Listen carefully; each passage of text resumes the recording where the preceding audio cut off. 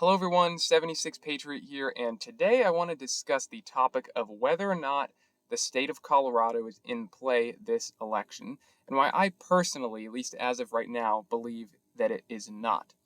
Now, this is kind of a standalone video I'm making just because, Trump is doing really well by nearly every metric across the board. And that, there's been some very reasonable calls as to whether or not reasonable discussion he could start kind of striking into some blue territory. We hear about Virginia and possibly New Mexico and Minnesota, some of these places. Colorado is kind of next in that line, at least logically it would be due to its long time kind of toss up status and at least you could say lean or likely Democrat status. If we look, however, at the 2020 election results, Biden won the state by over 13 points. That is a very hefty margin, is a double-digit win, of course. And this is a massive kind of blowout, you could say, from 2016, from when Clinton won by just over 5. And sure, there were third parties on the ballot eating up, you can see about 6% of the vote. However, this is, a very bad sign for Republicans in the state, very good sign for Democrats in the state. And this is a state that if we actually look at polling really quick, there has not been a ton of polling overall. And we can see these last polls, these are really dated. These are January couple polls. And they have Biden overall on the average up by 6.5, 6.5. Sure, that is his margin cut in half. But here's the thing in Colorado. Colorado is a weird state when it comes to polling. And as we can see in 2016, if we go back, Clinton actually overperformed by 2 points. So Colorado is kind of like Nevada. It's one of these very few states where polls actually overestimate Republican support routinely, certainly in the presidential level. We can see the same thing happened in 2020. Actually, they don't have an average, but we can see even by a couple polls, and Biden was up by more. So this appears to be a trend. So I don't think any of us are questioning whether or not Trump is going to do better in a lot of states. Heck, even New York, maybe California. He's going to narrow these up more so than in 2020. Might only be a 3 or 4 point shift. But I think based on trends and him doing better with minorities, it's going to happen. Colorado, I think that may happen a bit. It might tighten up to, 10 points. But I just don't think there is any possibility that Republicans pull off a flip. And with polling now out of the way, we can also go back. Let's look at some historic election results. Now we're back in the Bush era, of course. So this would be the last time that any Republican won the state. Bush won it by around 5. And we can see, look at that. That is a massive swing.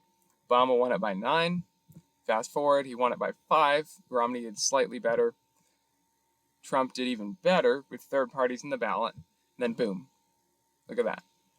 And I don't know why this website has it as dark blue. I guess their safe margins are 15. My kind of safe margin's around 10 personally that I'd like to use. But still, that is a massive increase. And I don't think there's any sign that that's going to massively slow down. I think it may get trimmed a little for sure, just due to, if the nation is voting multiple points to the right this year. But that's just something, that's a hard hurdle to overcome. I think, actually, before I give you my final thoughts, let's actually look at some more concrete data points. So if we look in 2022, we can see, actually, let's go back. So this is for Senate. We can see in 2016, Michael Bennet, he was historically a relative underperformer. He's never made it to 50% until recently. He won by 5. They had no election that year. And Cory Gardner was the last Republican senator. He was elected in 2014 by just a couple points. And remember, this was a big election year. And he lost by 9 in 2020 as an incumbent. Bennet won by almost 15 points. That is massive. And he used to be a chronic underperformer. This is a guy that won the squeaker elections, 15 points in 2022. Colorado has gone off a cliff, and we can see the same in the gubernatorial race. I'm not going to kind of slog through all these years and just kind of speed this part up a bit. Jared Polis, and sure, people can say, oh, well, he's a moderate, he has a lot of appeal. I'm not denying that he has some appeal to a lot of voters there, but this is crazy margins, 20 points at most. And in 2018, go back to 2018, he had won by 10. So he doubled his margin. And this is a common trend in Colorado. We can see across the board, Republicans are doing awful. They had House majorities in the U.S. House from the state. Now they're in the minority. And part of this is due to Denver expanding. I mean, look at this. A number of years ago, they had a couple seats in Denver, maybe 3. Now look at this. They have 4, almost 5 dedicated to that area. That is crazy. So Denver has blown up, and it has attracted so many people from California, from other liberal states, particularly California. And these are not kind of disaffected Republican voters like those who are moving to, I would say, Nevada or even Arizona. These are very liberal kind of people from the tech industry, from Silicon Valley. These are people also who like weed. They're very hippies. It also attracts that lifestyle. And Denver is a city where people are literally walking around nude. It is an absolutely crazy scene. There are parts of it that almost look like some kind of a third world scene. And this is why, here's one more example. Every single year, or election cycle, consecutively since 2016, 2014, 16, which were very Republican years, each consecutive year in the General Assembly, this is actually the state Senate. I guess I didn't pull up same with the state house. Actually, for many years, many cycles, Republicans have been on the decline with no sign of slowing down. And I believe they might almost have supermajorities, or pretty close to that.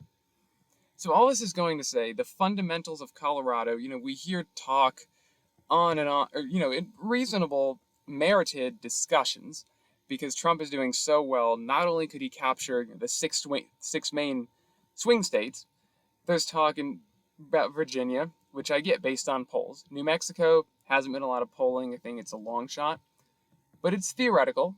If it's kind of one of the next states if Trump were to expand the map. Minnesota, certainly. It's probably the easy kind of long shot flip. So where would you go after that? New Jersey is too far out there. New York is too far out there. So I guess New Hampshire, you could say. But Colorado this is why I'm making this video, is because I think there's at least some merit to me bringing up this discussion. Because Colorado would seemingly, based on its history, at least disregarding the past several cycles, would seem to be kind of next on that target list. And this is a state that the Trump campaign, and I would add wisely, the Trump campaign is not seeming to invest anything in this year. They are not taking it seriously as a swing state, which I think is a good idea. It's sad that it's can't be contestable anymore, but I think that's a smart move for today's Colorado political scene. And really, the question we got to ask ourselves: can it shift back? Is that even possible? Because we hear about Hispanics. Trump is doing great with Hispanics. It seems like, in minorities, and white working class voters. If we actually look at the demographics of Colorado, though, they are one of very few Democratic states that is growing, albeit by a slight amount, about 1%. This is as of 2022, but they are growing. They're not declining like California or New York. And we can see that's pretty high. 87,000 median household income. So there are a lot of rich, well-to-do folks there. And if we look, we got a lot of white folks there.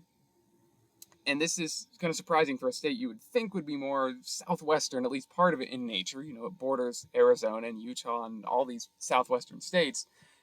Very white state, comparatively. Not a ton of Hispanics. And that, I think, is partially what is kind of sinking the GOP's chances. The minimal amount of Hispanics and the whites that are there are not working class voters. They are not anything like, Ohio or Iowa or Wisconsin, those kind of white voters. They are very liberal, educated, and they certainly like their weed. Colorado was one of the first states to legalize it, I also believe. So this all goes to show you this basically, and actually let's look at one more article. Won't drag this on too long. But yeah, here we go. LA Times, liberal source, from Red Bastion to Blue Bulwark. And I'm just going to skim past some of the stuff here. But yeah, Republicans are just a quarter of registered voters, as a once reliably red state has turned a distinct shade of blue. And this is really sad, in my opinion. Colorado used to be, I remember when it used to be a swing state. I mean, heck, even going into 2016, after the Obama days, I still remember, vaguely, because I was a lot younger then, but I very well remember the news anchors being like, oh, yep, Colorado is kind of one of these swing states that's going to decide the election. 2020, not so much. Now, nobody's talking about it. It's assumed to be voting alongside that of Oregon and New Jersey as far as its margins. And this is basically why. People moved from California and they ruined the state. They knew their money would go further in Colorado, so they went there. Very staunch Republican state historically, and they trashed it. So this is why, I don't think that Trump really has a chance this year. And I think, honestly, if we're going to talk about expanding the map, I think we look at Minnesota, Virginia, maybe New Mexico, maybe. That's a long shot, I think. But sadly, Colorado is not in play. I would rate this one as safe Democrat this year. And it's really an awful thing to see.